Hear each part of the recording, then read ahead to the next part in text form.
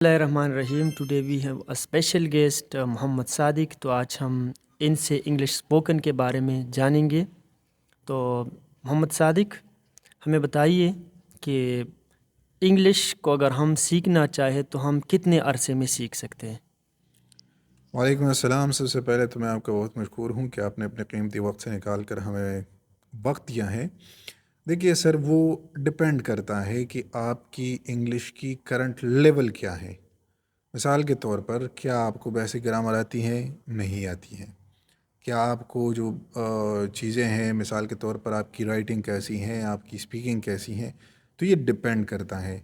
अगर आपके जो लेवल जो है वो बेसिक लेवल का है तो आप इसको इजीली जो है वो इम्प्रूव कर सकते हैं। आजकल मैं समझता हूँ कि आजकल के दौर में भी अगर किसी को अंग्रेज़ी नहीं आती, चाहे वो पढ़ा लिखा हो या फिर अनपढ़ हो, तो वो मेरे ख़्याल से बदकिस्मती हो सकता है, क्योंकि आजकल चीज़ें बहुत ज़्यादा इजीली अवेलेबल हैं। तमाम तर कोर्सेज़ फ्री में अवेलेबल हैं। बहुत सारे टीचर जो हैं वो ऑनलाइन पढ़ा रहे हैं।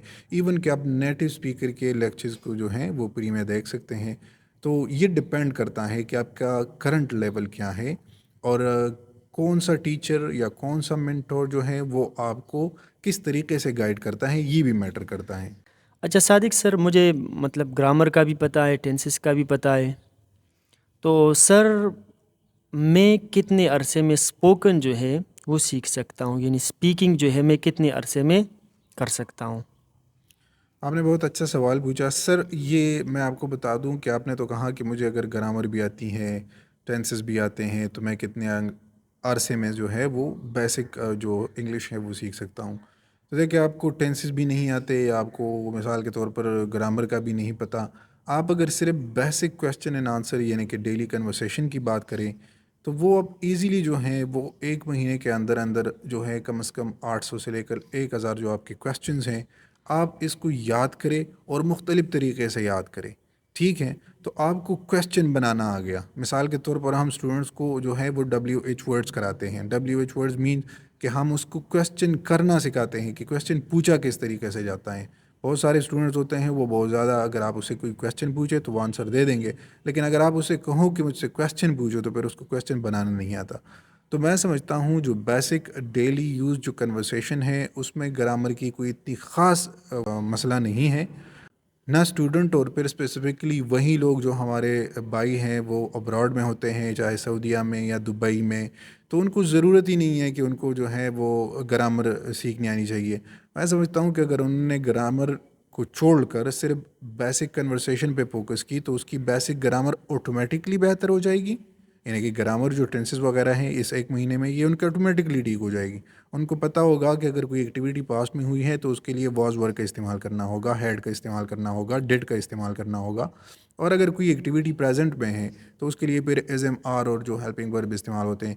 उनको इस चीज़ का पता भी नहीं होगा, लेकिन फिर भी वो इसको एज इट इज़ सही इस्तेमाल करेंगे। अब देखिए, मिसाल के तौर पर कोई बच्चा जो होता है वो पश्तो बोलना सीख देता है या फिर उर्दू जो है, जो भी उसकी मादरी लैंग्वेज होती है, वो सीखना शुरू कर देता है, तो हम उसको टेंसेस पढ़ाते हैं? नहीं पढ़ाते हैं। ग्रामर पढ़ाते हैं? नहीं पढ़ाते। भाई वो सिर्फ लिसनिंग से ही एक्वायर करके चीज़ों को देख के जो है वो फिर आगे सीख जो है जाता है. सीख जाता है। तो मैं समझता हूँ कि बेसिक कन्वर्सेशन को ईज़िली आप जो है इम्प्रूव कर सकते हैं विद इन 1 मंथ, फिर आप उसमें आगे भी जा सकते हैं। यानी सादिक सर, आपके कहने का मतलब ये है कि हमें ग्रामर के चक्कर में नहीं पड़ना चाहिए. एग्जैक्टली अगर आपने सिर्फ स्पीकिंग को इम्प्रूव करना है तो मैं समझता हूँ कि आप इनके चक्करों में ना पड़े, क्योंकि ग्रामर जो है वो आप यहाँ से लेके बेसिक ग्रामर से लेके फिर आप रिन एंड मार्टन की सीरीज़ नंबर 17-18 पे चले जाएं, तो क्या ग्रामर, इवन दो कि नेटिव स्पीकर जो हैं वो खुद ये कहते हैं कि कम्प्लेक्सिटी ऑफ ग्रामर में अपने आप को उलझाना नहीं चाहिए। जो आपकी एनर्जी है आप वहाँ पे सर्व कर देते हो, जो आपकी कैपेबिलिटी है आप उसमें कंफ्यूज हो जाते हो कि अच्छा मैंने ये इसका यहाँ पर इजी का इस्तेमाल करना है, यहाँ पर मैंने हेड का इस्तेमाल करना है, तो यहाँ पर मैंने डिड का इस्तेमाल करना है। जब आप एक नेचुरल फ्लो में इस चीज़ को लेके चलेंगे तो ऑटोमेटिकली आपकी बेसिक ग्रामर जो है वो ठीक ही होगी। तो इसमें कोई मेरे ख़्याल से ज़रूरी नहीं है कि आप अपने टाइम को जो है वो ग्रामर की सीखने पे वेस्ट करें, अनलेस जब तक आपकी मजबूरी ना हो। मिसाल के तौर पर अगर आपका एकेडमिक बैकग्राउंड है, आप آگے آئلس کا ایگزام دینا چاہتے ہیں، پی ٹی ای کا، ڈیولنگو کا، کوئی بھی انگلش لینگویج پروفیشنسی میں آپ جانا چاہتے ہو، تو پھر بیسک گرامر کو سیکھنا آپ کے لیے مجبوری بھی ہے اور ضروری بھی ہے.